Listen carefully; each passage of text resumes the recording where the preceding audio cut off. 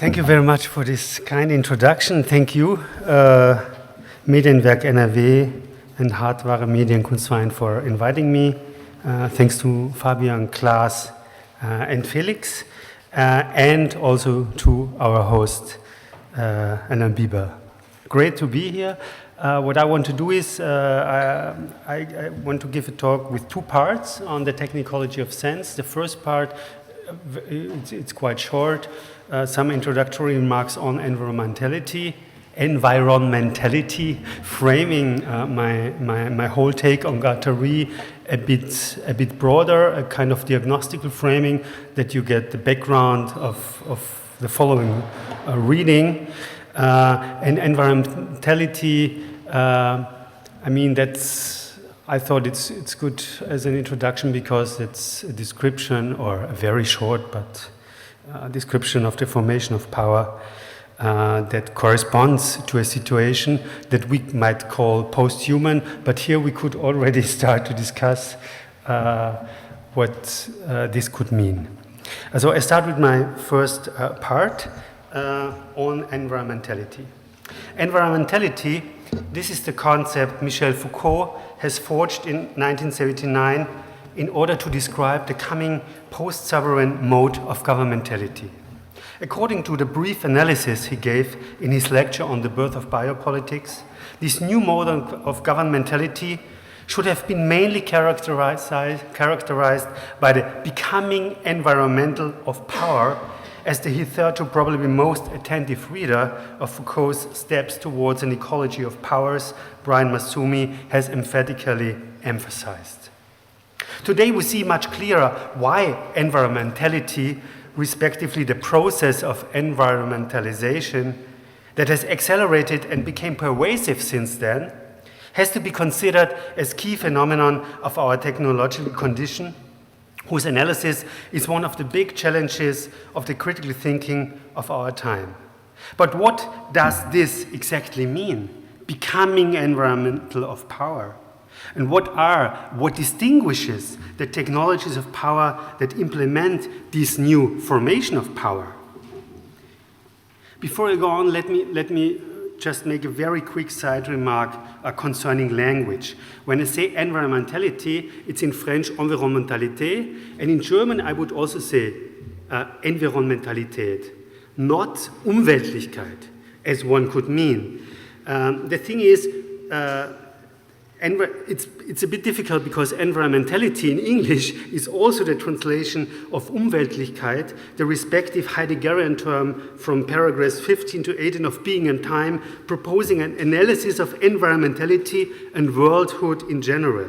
In both English translations we have, by Stambo and Macquarie and Robinson, this is translated also as environmentality. But this confusion actually does not exist in French, because Umweltlichkeit has been translated as, in the translation of Lettres et le Temps, of Sein und Zeit, as mondanéité ambiante in 84, and probably the translation from Böhm and Alphonse de Velen, Foucault read from 64, had mondéité ambiante. So when Foucault said environmentalité, actually he didn't think to the Umweltlichkeit of Heidegger.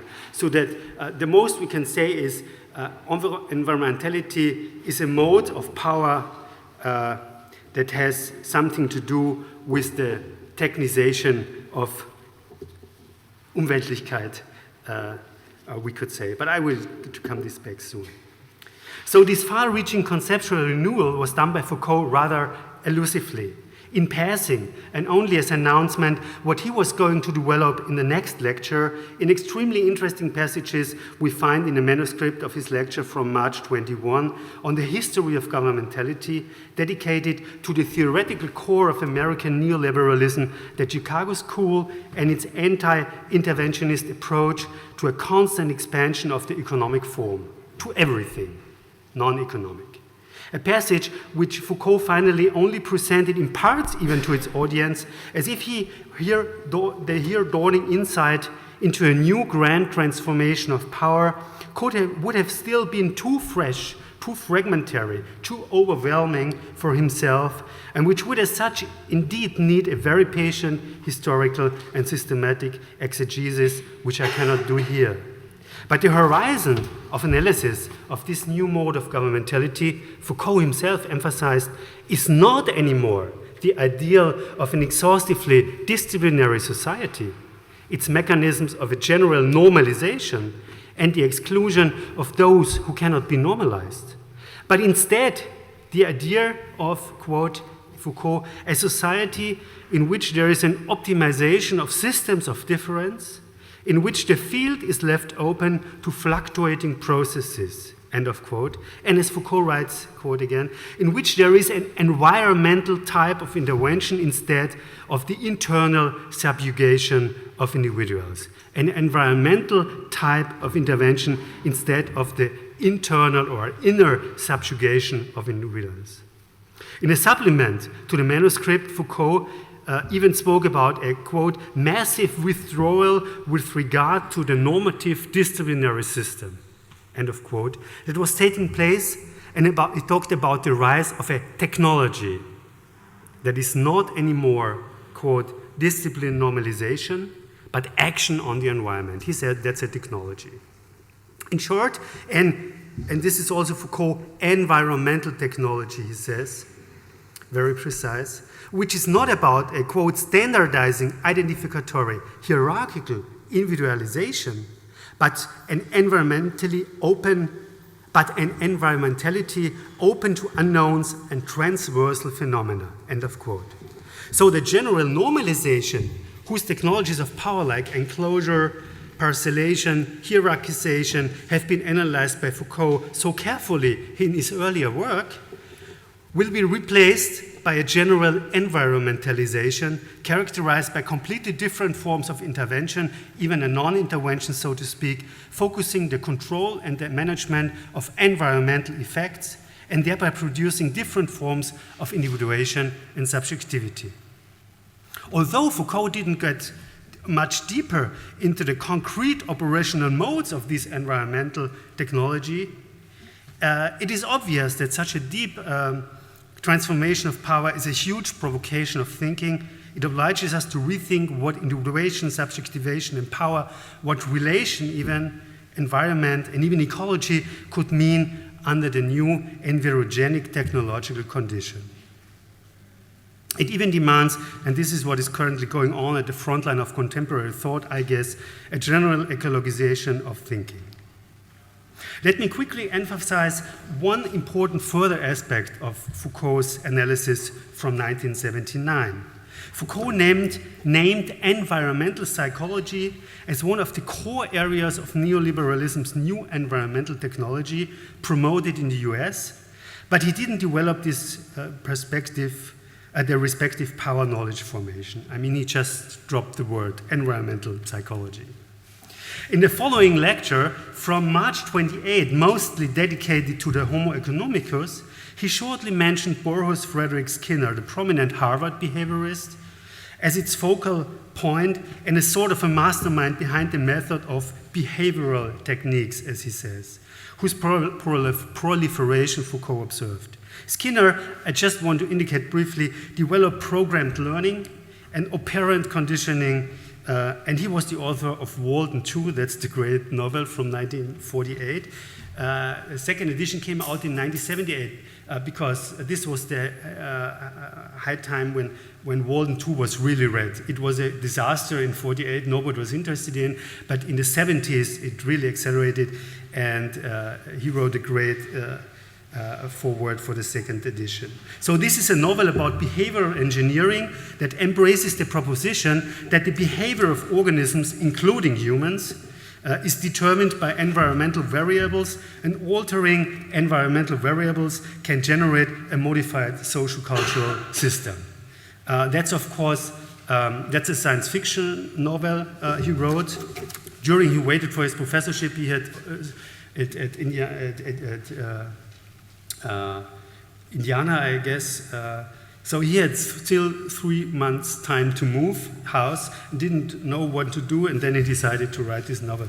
And the funny thing is that behavioral engineering you find probably 50 times in this novel from 1948, and it was clear it was after the Nazi regime written.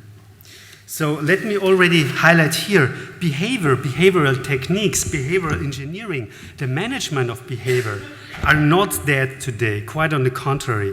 We're witnessing a strange comeback of behavioral engineering with what I call third cybernetics. In the new data behaviorism of capture or surveillance capitalism's big data economy, behavior emerges as fourth fictional commodity after labor, real estate, and money, as Shoshana Zuboff argues, and behavior seems to be in the center of what Antoinette Roux calls algorithmic governmentality.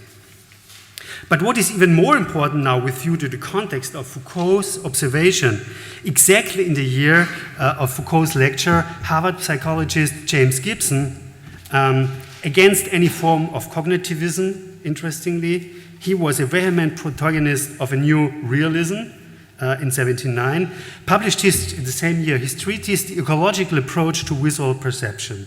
This book, without doubt one of the milestones of environmental psychology, contains Gibson's famous theory of affordances, a concept that goes back already to his work of the 50s. But together with Bateson's Step to an Ecology of the Mind and Guattaris' Three Ecologies, this text has to be considered as one of the most radical early generalizations of ecological thought beyond natural ecology. Gibson already writes against any separation between natural and artificial environments. There are only ongoing transformation of environments, he says.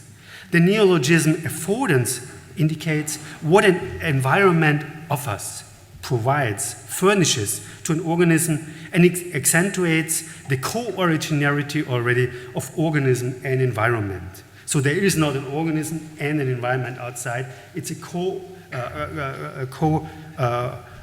relation of co-originarity. Gibson is on the way to a radical relational and processional understanding of environment, although, as Tim Ingold has emphasized, to a certain extent his understanding of affordances might also stick to the traditional objective understanding of environment of objects we inhabit and we have to adapt to. But yeah. This neo-ecological thinking of affordances, and this is crucial for the context of Foucault's environmental redescription of power, already implies a possible operationalization and even automation of the relations of an organism, especially of humans, of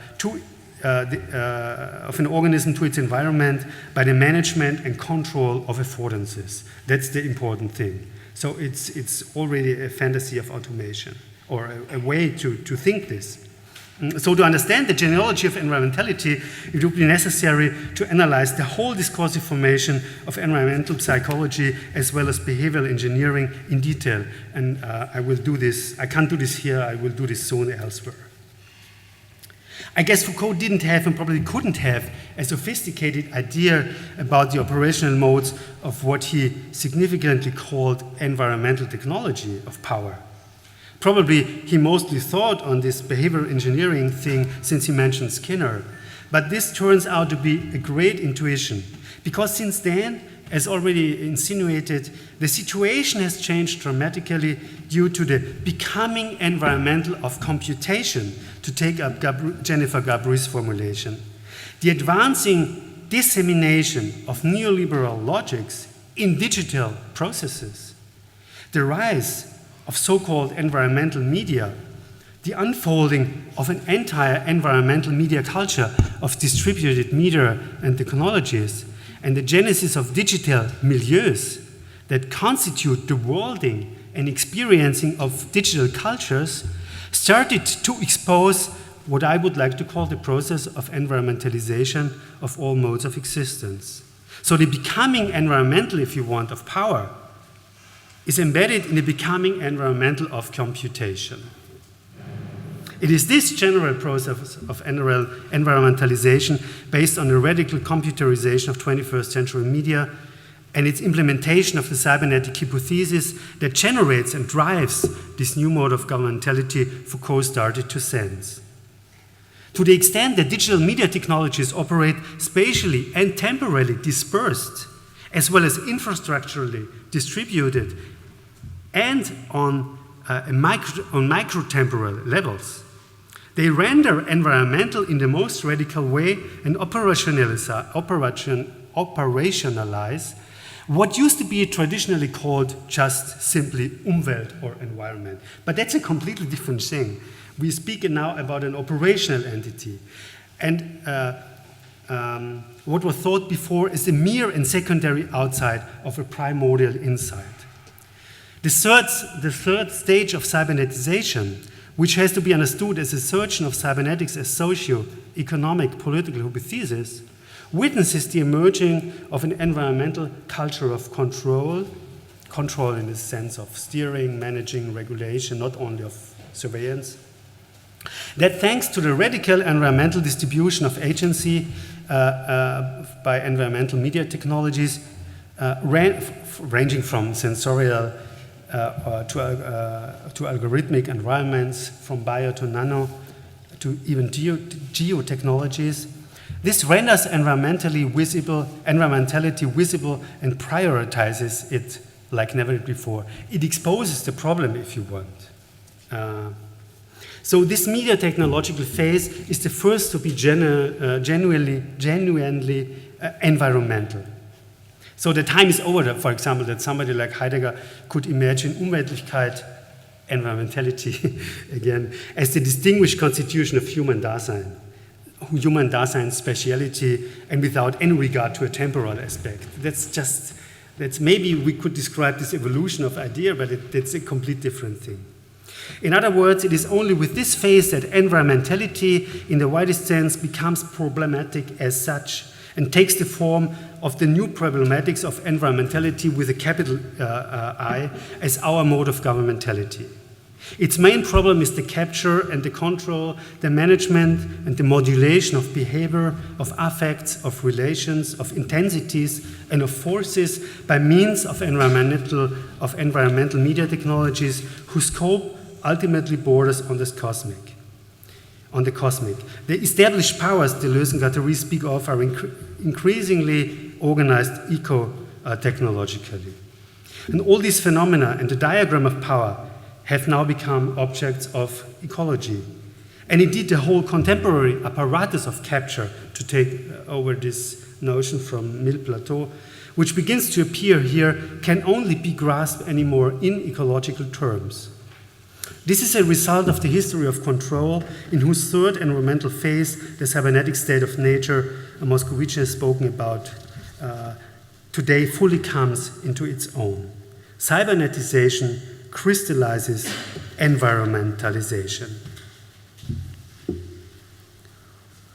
And if environmentality, as I tried to show, a bit schematic, admittedly, and a bit fast also, is the consequence of the prevailing historicity of techniques on the level of power, then what I call a techno-ecological sense denotes the corresponding new sense cultural formation opened up by the techno-ecological condition, a new sense culture.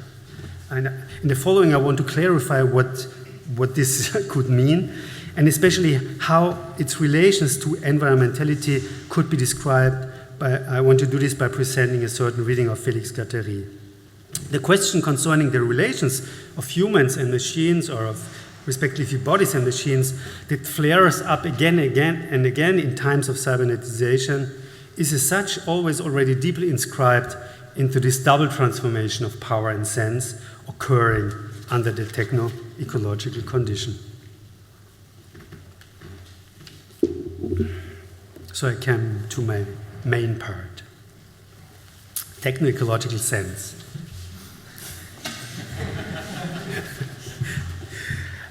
Sense especially, is subject to historicity. The difference between sense and techniques, the historical transformation of its heretofore dominant aspect, and thus the changes in its internal economy, the internal economy of this difference between sense and techniques, are central for understanding where we are today in the history of sense. In the first half of the 20th century, Edmund Husserl warned against the dangerous shifting of sense provoked by increasing technicization and mathematization. This is a very famous analysis. He considered the threat and horizon of the crisis of Western science to consist in a total loss of sense, as he writes, a scientifically, technically induced crisis and destruction of sense. His warning expresses a traditional philosophical politics of sense, which I would say, which in turn belongs to a very specific formation in the history of sense that cannot be characterized solely by the opposition of sense and techniques consistently instantiated by philosophical politics. What is decisive, rather, it's not only this difference, but what is decisive, rather, is that one side of the difference is subjected to the other. Techniques is always subjected to sense in this philosophical politics, and above all, the sense-giving to the sense-giving subject. Inversely, every shift of emphasis towards techniques, in the end, always threatens a collapse of sense. I mean, this was going on in the first half of 20th century when we had discussions about techniques. Despite this increasing attention and sensitivity to the despite his increasing attention and sensitivity to the cultural technical constitution of the transcendental subject, which is first of all a reading and writing subject, to the constitution of the ego from the spirit of alphabetic writing, Husserl, although he had this attention already, that the subject has something to do with writing, reading as cultural techniques, he still operated from a moribund formation of sense that conceived of itself as counter-technical and could not but deny the technicity and mediality that are nonetheless undeniable inherent to the subject. And some of today's alarmisms concerning the total expulsion of sense through contemporary media technologies are only echoing this moribund sense cultural formation and are its probably last popular survival. Since then, the philosophical politics of sense has increasingly lost its persuasive force, of course. The valence expressed in the difference between sense and techniques and in subjugation of techniques to sense, the valence that organized the philosophical politics of sense, fixated on representation and signification and meaning, has forfeited its epochal self-evidence. But not because we have entered some kind of no-holds-barred nihilism or nihilism of technicization that would once and for all ruin this difference as such and expulse every sense. Instead, we have, as a result of the process of cybernetization, transition to a different configuration, I would say, in the history of sense, which in turn is characterized by a surprising reevaluation of the difference between sense and techniques. This reevaluation runs parallel to the reevaluation of the difference between nature and techniques, which it supplements and to which it is essentially linked. It is precisely this intrinsic link in this twofold fact of a different politics that the technological condition comes to the fore. Perhaps no one is as clear on this revaluation as Jean-Luc Nancy, who writes, I quote, "To inhabit technology or to welcome it would be nothing other than inhabiting and welcoming the finitude of sense." A sentence like this would have been impossible in the 19th century or even 30, 40 years before. Rather, it is a matter of, still Nancy, rather it's a matter of getting at the sense of technology as the sense of existence. The reign of technology disassembles and disorients the infinite feedback of a sense, he writes, end of quote. Sentences like these are almost paradigmatic indicators of the switch at issue here, which cancels out all prior philosophical politics of sense. Against the traditional notion of the infinity of sense, it is now technology itself that appears as a bearer in these lines, as a bearer of radical purposelessness and of a finitude of sense.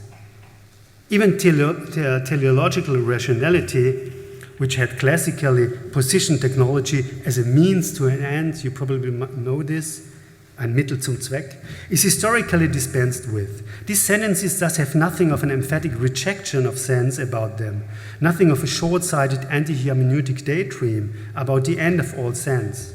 current in the second half of 20th century in particular. They organize instead practically all of Nancy's oeuvre and the revaluation of sense it operates. The revaluation, die Umwertung des Sinns, that moves from sense in a sense of meaning, Sinn im Sinne von Bedeutung, of referential sense, to a different sense of sense, ein anderer Sinn von Sinn.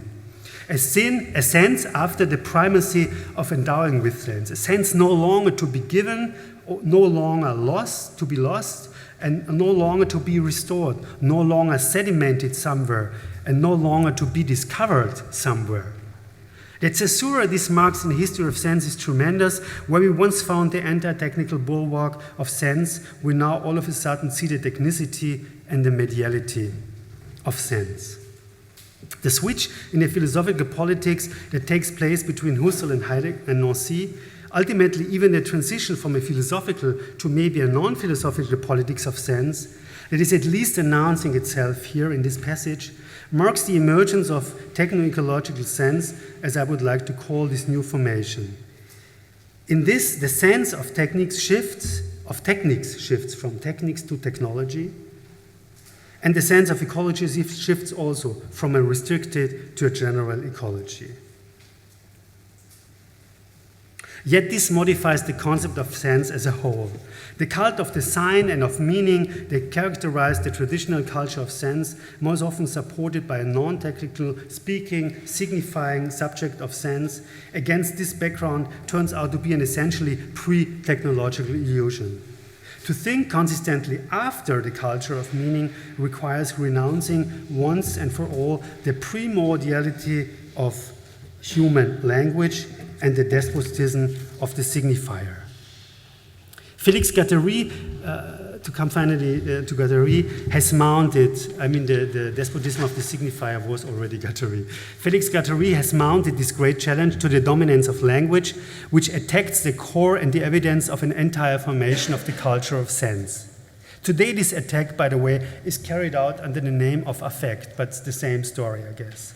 He developed it practically in parallel with Nancy, even if this strange simultaneity, strange because given how different their approaches and the conceptual politics and the whole tradition they come from are, even if this strange simultaneity has so far not been understood.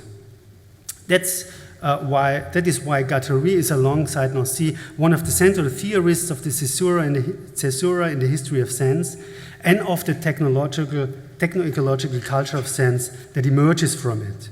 All the more so since his work leads finally, as most of you might know, to an ecosophy, as he called it, which has remained fragmentary. Guattari's difficult difference between significant and non-significant semiotics, bedeutende und nicht bedeutende, oder nicht signifikante, which he was struggling with to develop from the late 1970s onward, if not before, and which probably constitutes the core of his reformulation of the critical project, may count at the very least as a heuristic, a guiding difference for the redescription of the culture of sense made necessary by the techno-ecological condition. It is wrested directly from the change in the culture of sense and serves to schematize and discover our current position in the history of power and rationality. And finally, it also gives a political economic turn, as we will see, to the technological condition, which is not the least of the reasons for the importance of Guattari's schema to our reading here. While this difference between signifying and non-signifying semiotics arises from Guattari's initial focus on the question of a new machinic, meaning first of all non-linguistic model of the unconsciousness, he started as a psychoanalyst, itself undoubtedly was a reaction to the implementation of the technological condition and the genesis of what later was called a technological unconscious.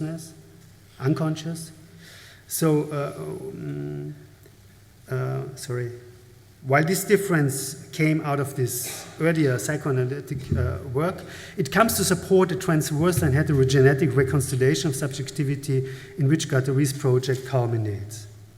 This difference decenters the subject of the culture of meaning from a very precise historical perspective. It forms the basis for conceptualizing post-signifying machines of subjectivation he started to speak of, whose constitution was very much boosted by the development of media technologies. This is where Guattari saw the main question, the core problem, but also the emancipatory potential of a techno-ecologically transformed present. It is the key even to what he explicitly calls his generalized ecology or ecosophy.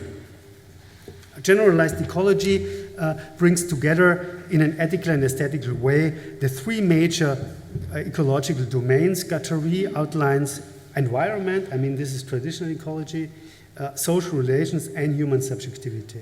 And this generalized ecology works on the relation of these three layers. Maurizio Lazzarato has recently given a detailed exposition of this central difference in Guattari thought, I mean of this signifying and non-signifying semiotics, which rearranges the relationship between technical and sense. He demonstrates just how valuable it is for diagnosing the contemporary situation. We no longer live, he writes, in a logocentric world, but in a machine-centric world that configures the functions of language in an entirely new way and even fundamentally reconfigures the very site of language. Quote, we are faced with an immense machinic phylum, Lazzarato continues, that in one way or another affects us and forces us beyond logocentrism.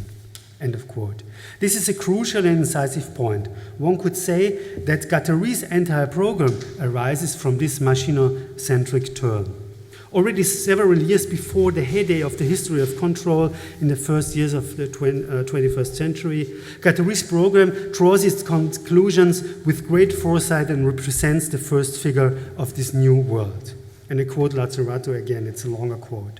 In a machine-centric universe, one moves from the question of the subject to that of subjectivity, such that enunciation, Äußerung, does not primarily refer to speakers and listeners, the communicational version, if you want, of individualism, but to complex assemblages of individuals, bodies, materials, and social machines, semiotic, mathematical, and scientific machines, etc., which are the true sources of enunciation.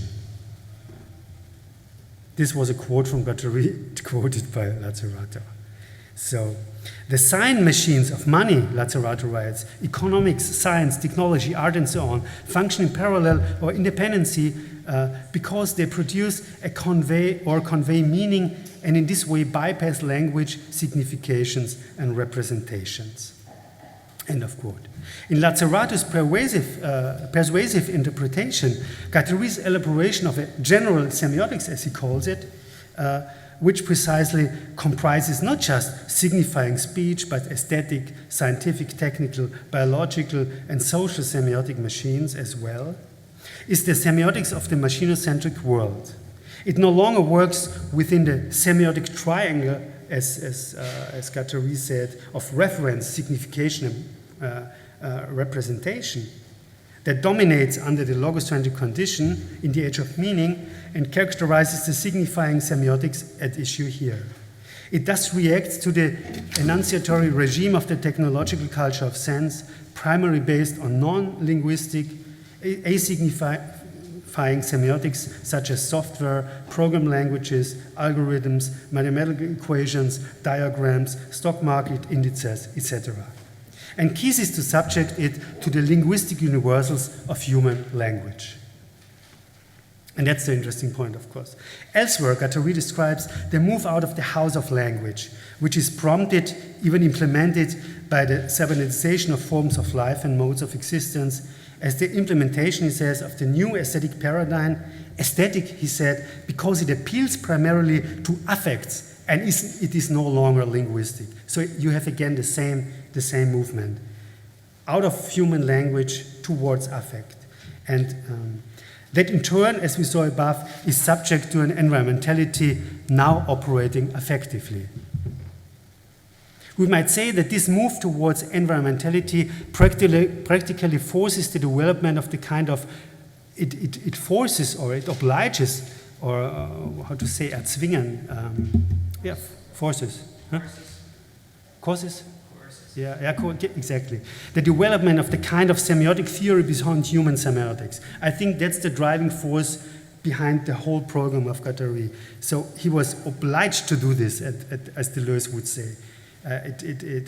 He finally sets out to elaborate these semiotics, these non-human semiotics, because of this ongoing process of cyberneticization and environmentalization. Guattari's efforts at developing a general semiotics no longer based on human language draw out the implications of the transitions of the transition to the techno-ecological condition and the transformations in the history of sense it operates. But beware, what is at issue here is not the diagnosis of a simple historical transition from signifying to asignifying semiotics. That would reflect the switch from a logocentric to a machinocentric world. According to Guattari, there have in principle always been many modes of semiotization in parallel that integrate themselves into more or less complex assemblages of enunciation in which they variously crystallize subjectivity.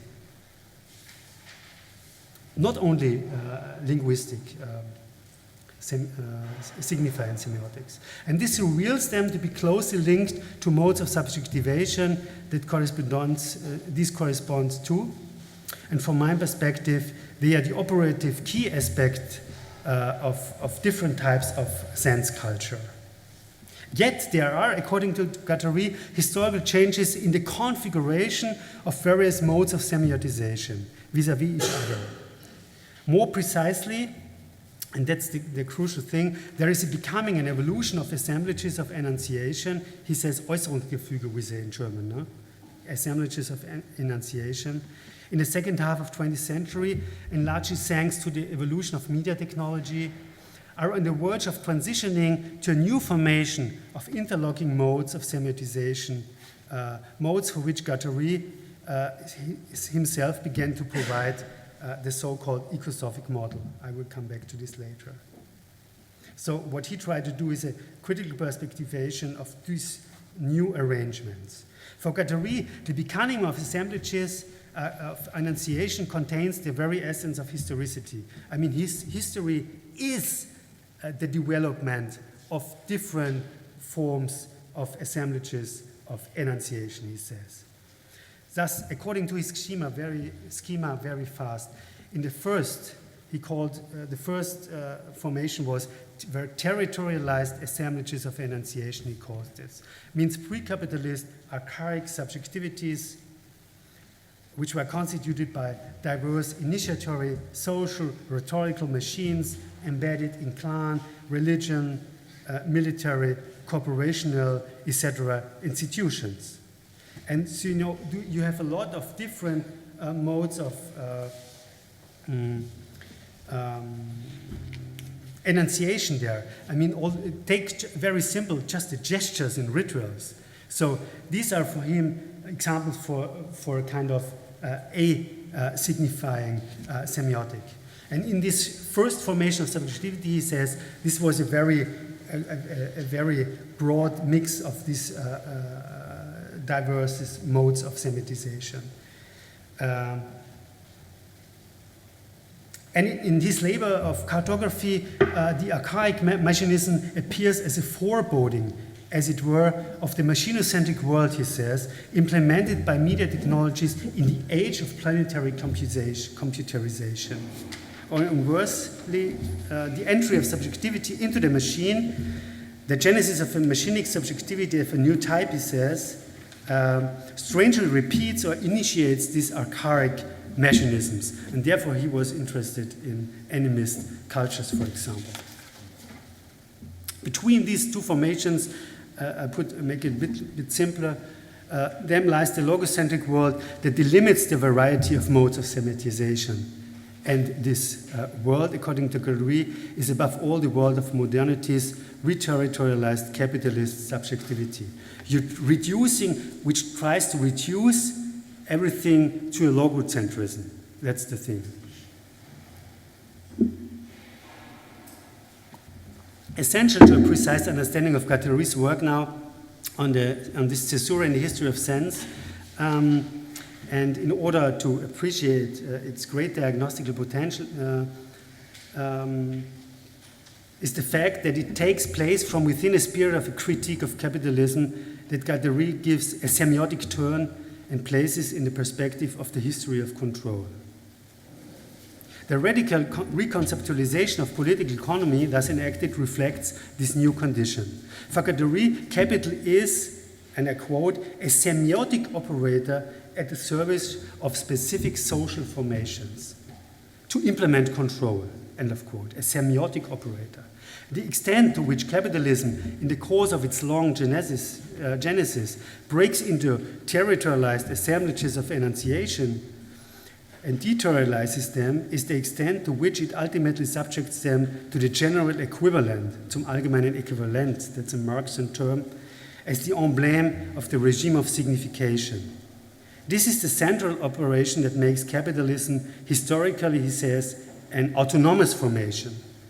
And according to Guattari, it pushes back all asignifying semiotics until, and this is decisive, they return with regained strength in the machinic couplings of human and non-human forces in cybernetic capitalism today.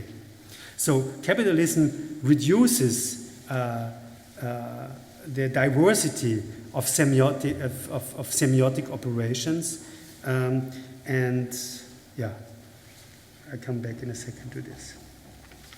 While it may be true, Guattari writes, that most archaic societies featured specific semiotic systems for capitalizing power. This means capitalism is not an invention of the early modernity, of course. So they had modes of capitalization,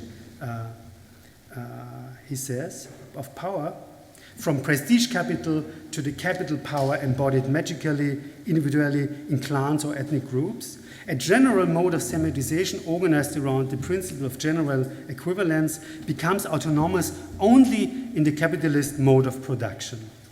Guattari thus not only designates capitalism as a major agent in the age of meaning, he also suggests a fundamental redefinition of the concept of capital as a, quote, general mode of capitalization of the semiosis of power, end of quote. Hence, capitalism appears as a, quote again, a power operation before it appears as a profit operation, end of quote. And in that sense, it primarily appears as a problem of control, he says. Quote, capitalism aims above all at controlling the whole of society. This reading from the late 1970s, that is to say from the time of the genesis of cybernetic capitalism, and for the first time published again in 1979, the year of Foucault's speculation and of Gibson, is crucial to understanding this new formation. In Guattari's analysis, the capitalist machinery, thanks to miniaturized machinic techniques, but also far exceeding these, so the capitalist machinery grafts itself, as he says, onto the, quote, basic functioning. It grafts itself, es pfropft sich, yeah? It grafts itself onto the basic functioning of the perceptive, sensorial, affective, cognitive, linguistic, etc. behaviors, end of quote. For Guattari, again the behavior, huh? For Guattari, this is evidence of nothing less than a certain, quote, machinic direction of history.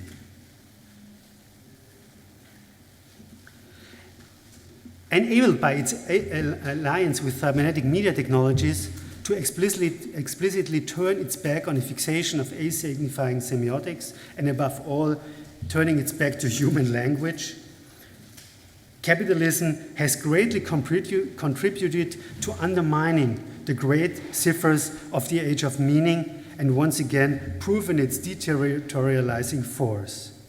Yet what about the future of the principle of general equivalence itself? Under the techno-ecological condition, is everything ultimately to be brought back once again to the general equivalence, the core moment of capital semiotization? Although it seemed that this principle becomes less important, taken the already mentioned massive comeback of asignifying semiotics? Is it in spite of the richness of semiotic components turning up again, general translatability that will win the day? In other words, do the possible techno-ecological futures end up being colonized once more by the more or less familiar means of the logocentric world, which is grafted onto the machinocentric world? Or are there other powerful first modes of capitalist integration that are beyond the general equivalent principle? And also other lines of flight, of course, opening other techno-political operations as their possible disturbance? Guattari himself assumed the coexistence of several capitalisms under the technological condition. He said at least two. Automatized and computerized production, he writes, quote, no longer draws its consistency from a basic human factor, but from a machinic phylum that traverses, bypasses, disperses, miniaturizes, and co-opts all human activities. Still quote, these transformations do not imply that the new capitalism completely takes the place of the old one. There is rather coexistence, stratification, hierarchicalization of capitalisms at different levels, he writes. On the one hand, we will find, as he says, traditional segmentary capitalism centered around, as analyzed by Marx, human labor, exchange value, and the general equivalent. On the other hand, we will find what Guattari called, quote, a worldwide integrated capitalism. WIC, worldwide integrated capitalism. This is Guattari's extremely interesting title for capitalism, and it's not just globalization. It's much smarter. That's his title, and he put it like this, more or less. I didn't find it, but it's more or less like this in the book with Antonio Negri. It was his title for capitalism as the polycentric project of control, restructuring power since the 1970s. Exactly this layer was only called world integrated capitalism. Polycentric project of control, restructuring power since the 1970s, which in the first place replaces human time, and that's important. That is the basic feature. It replaces human time by the, quote, real control of machinic time, and which is not anymore primarily based on a principle of general equivalence and, as he says, and general translatability. These both principles are at the core of capital's semiotic operations in the age of meaning and corresponding to early capitalism's accounting practices, he says. That's not anymore relevant in this layer. Machinic capitalism is based on a new technological composition of capital, he explains, now continuously enriching its semiotic components. Merging Guattari and Foucault, and I guess this is at the heart of our contemporary critical task, we have to describe the environmentalitarian, I can't do it, environmentalitarian modes of integration implemented by the diverse digital milieus of environmental media and technologies in order to understand the operation system of the gigantic control project of WIC. So that's how they merge, and these analyses are from the same years.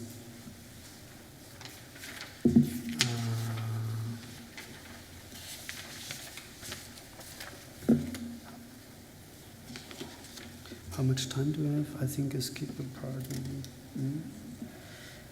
I think I come to an end. I don't speak about the consequences of this ecosophical approach. I would like to come to an end.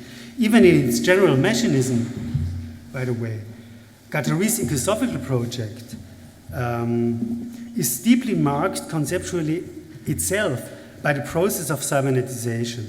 For only this process allows for the completely new conception of the machine beyond the, quote, fascination with technology, for which he never ceases to call. The new type of assemblage, the processual machinic assemblage, as he calls it, which paradigmatically supports this mechanism with all its ontological and epistemological consequences, picks up explicitly on Varela's and Maturana's neo-cybernetic concept of autopoiesis, the concept of a self, you might know, of a self-producing and self-reproducing machine understood as the ensemble of interrelations and its components. Varela and Maturana, as Guattari notes, reserved this concept, and he's completely right, of course, here, for living machines. And they called them organisms living machines.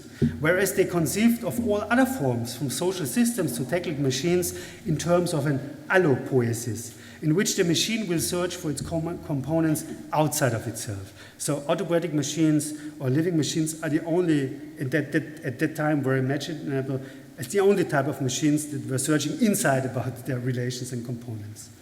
Guattari's general mechanism now, on which the conceptualization of his generalized ecology is based, opts for a combination of auto and allopoiesis. In the late lecture on machines, delivered in November 1990 in Valence, this is made very explicit, and that's the last longer quote. I would propose, he writes, a reversal of this point of view, of this difference between allo and autopoietic machines, to the extent that the problem of technique would now only be a subsidiary part of a much wider machinic problematic. Since the machine is opened out towards its machinic environment and maintains all sorts of relationships with social constituents and individual subjectivities, the concept of technological machine should therefore be broadened to that of machinic agencement machinic assemblages.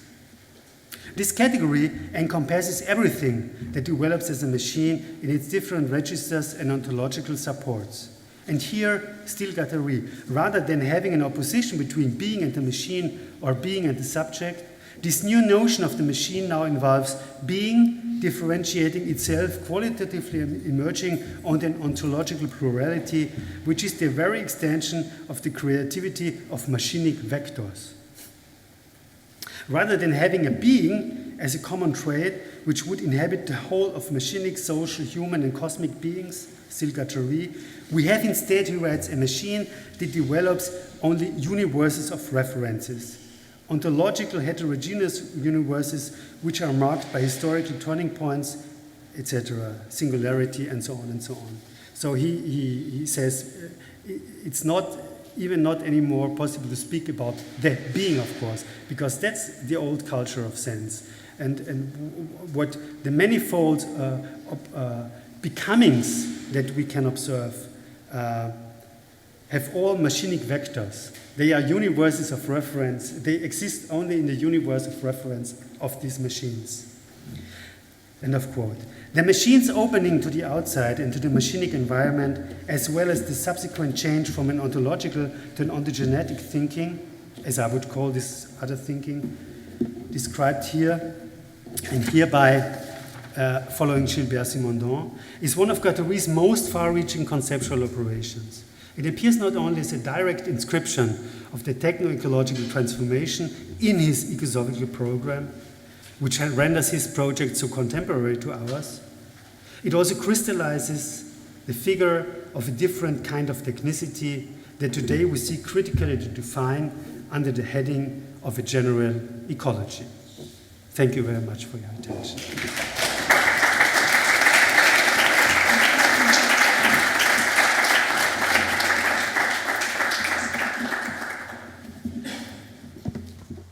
So, thank you, Erich. Actually, I have a lot of questions, but first I want to ask the audience what are your questions? Okay, so I don't have to scream so loud. Thanks for your talk, for a very interesting and great talk. I have a question because I did a little bit of research on this point about this affordance term, which you said when you speak about Gibson. What would you say if you see the differences in these two affordance terms, one by Gibson and the other term from Don Norman in his book, what is it called, Design of Everyday Things. It's like from 1988, so like 10 years after Gibson. And when you look at the affordance term from Gibson, I read it this way: there is a, in German, I think it would be called Aufforderungscharakter. From the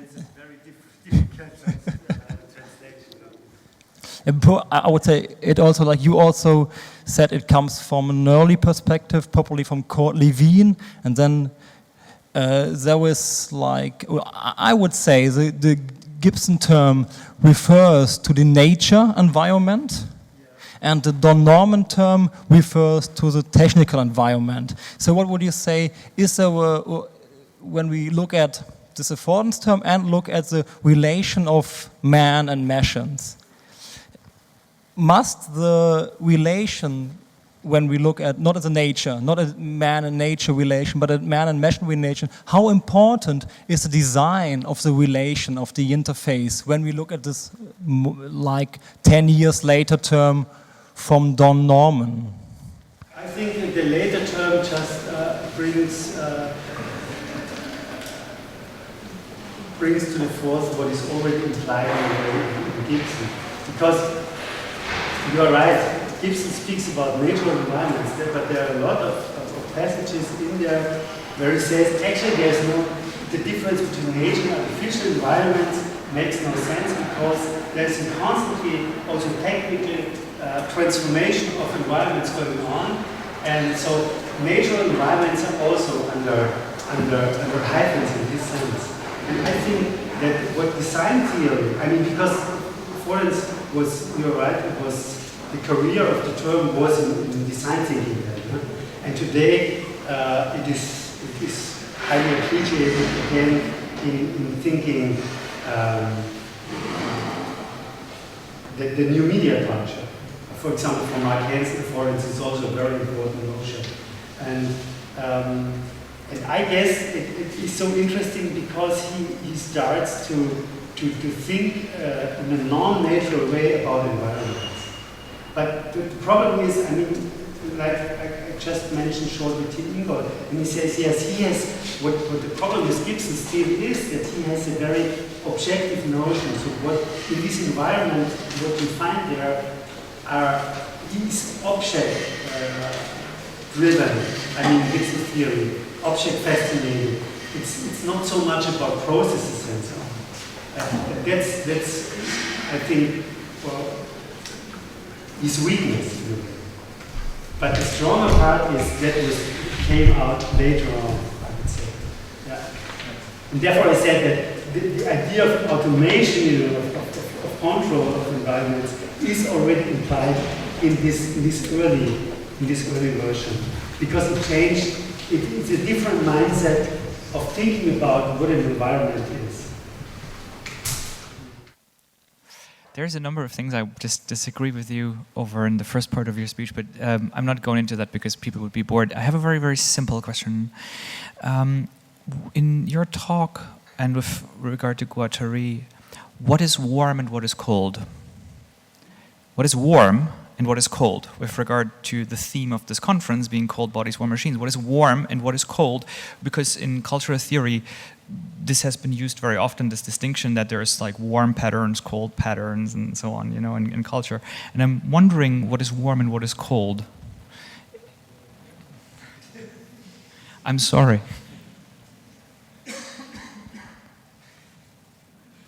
Other questions? So maybe you can just go on with your English. I have a question on my own. You already mentioned Nancy. And I'm also very interested in Nancy. So, can I understand your term of techno-ecological sense in a way as a radicalization of Nancy's concept of ecotechnie? So yeah, I guess that's. I once worked through almost all oeuvre he wrote, and that's really a lot of work.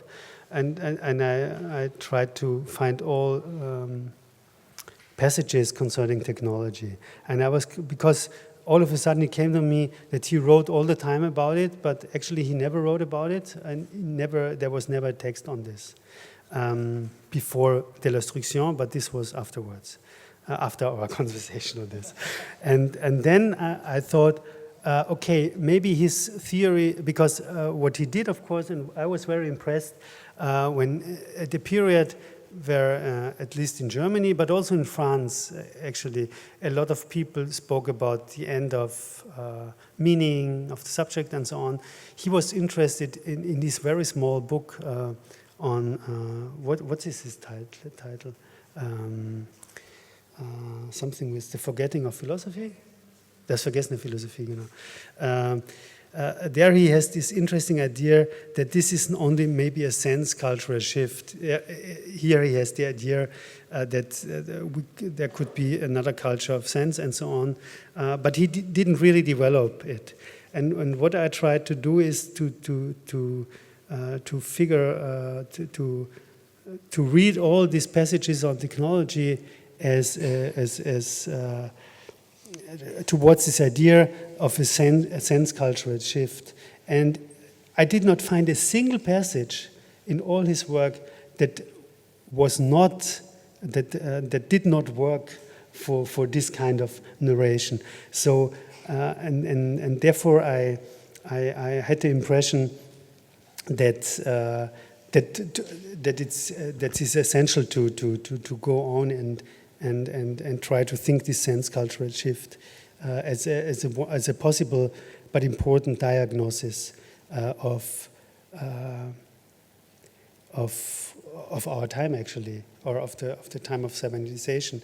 But the thing is that Nancy never went really deeper into these problems of semiotization, like, for example, Guattari did. And therefore, I wanted to read them together and say, okay, in a way, they have a similar problem, although they never talk to each other. Yeah. And the ecotechnie, I mean, and he ends up with the ecotechnics or ecotechnie, and Guattari ends up with ecosoftware. I'm sorry that I had to skip this part, but that's an interesting move too. And I guess, yeah. Thank you. Are there any questions? So, but what did you aim at with the ecotechnie question?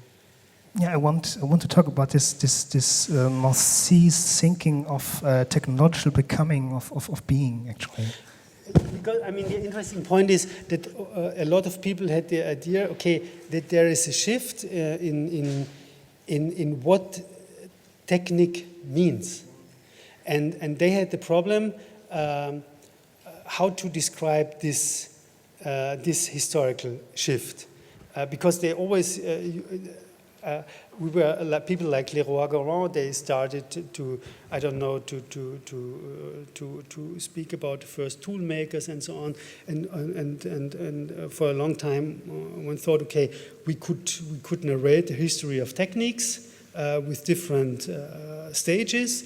But the thing is, how to describe the bigger changes. What Heidegger, I guess that Heidegger's science Geschichte actually was the model for all this. There are formations of being that can be described. And what Nancy thought, we could redescribe the whole thing, because not as a formation of being, because he was not interested at all in this, because nobody knew actually what this could mean. But he did this for the culture, for sense. There is a historicity, eine Geschichtlichkeit, not a history, a historicity of sense. And you had Kittler, who did the same, who thought, okay, there's a historicity of media and techniques, a historicity of techniques. And what I think we could, with the technological condition, I tried to bring out this, and therefore the whole Nancy operation was so important to think. And ecotechnie was his name for the contemporary formation, you might not know. He said that's the name of where we are today. Yeah. That's right. No. So once you wrote, there are 1,000 ecologies. Mm-hmm. So I want, if it's okay, I want to talk a bit about ecology. So it's a shame you skipped this part a bit. So once you wrote there are 1,000 ecologies, Guattari said there are 3 ecologies. Timothy Martin speaks about dark ecologies. How many ecologies are there? I mean, 1,000 ecologies was a quote from Mille Plateau. Of course, it was also a joke. But it was okay because once I started a list, as if I would be Bruno Latour, I would have a list. I tell you, this list would contain minimum 60 or 70 ecologies, probably more. So I just wanted to say there are a lot of people speak about ecologies of power, of perception, of art, of machines, I don't know, of relations. Now, you know, I can't remember even 10, but believe me, there were a lot in the last 30 years or so. And what I wanted to say with this is, okay, that's not just a metaphorical use of the term ecology, and in a way, there's only one real ecology, and that's natural, and then we have all these metaphorical usages. I wanted to say that this proliferation, with this formula, there's a proliferation of ecology going on, and this proliferation is a sign or a symptom of an ecologization of thought as such that is going on. And then you can ask, okay, what is behind this ecologization of thought, and behind this explosion of the ecological moment is not only, of course, there's a planetary crisis and so on. Of course, this is important, but that's not the whole story. My thesis is that the new power formation, environmentalization, forces a restructuring of the attitude of theory and of thinking by thinking processes, relations, and so on. And that's an ecological mode of thinking that generalizes ecology, and therefore general ecology, and so on and so on. So Guattari was quite, 3 ecologies were quite good, and still maybe 3 ecologies are enough to think the basic constellation of environmental, psychic or subjective, and social ecology. These are maybe, but these are maybe core areas. But the thing is that this is already the decisive opening of the concept to say, okay, the question is this bigger one. Yeah. There's a question over there. Andreas.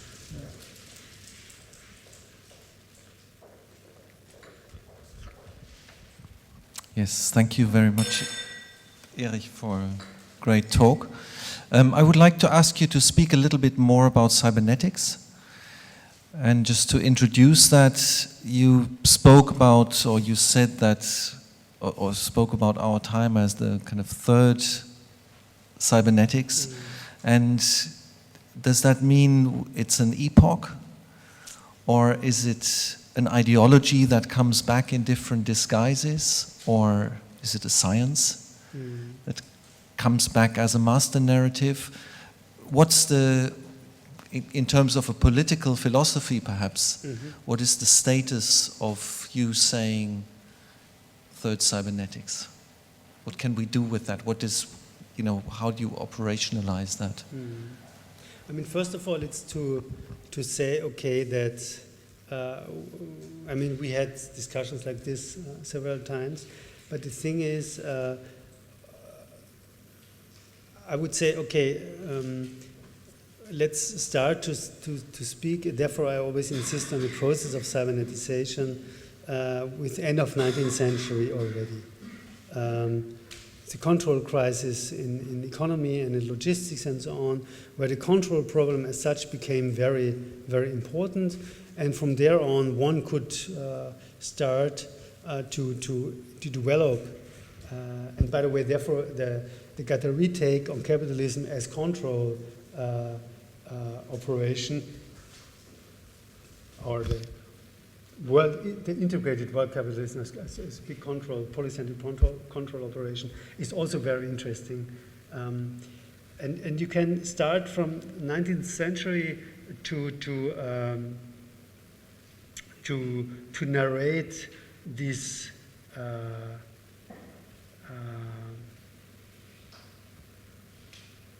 Verstärkung, it's not the enforcement, the amplification and the diversification and of the control problem.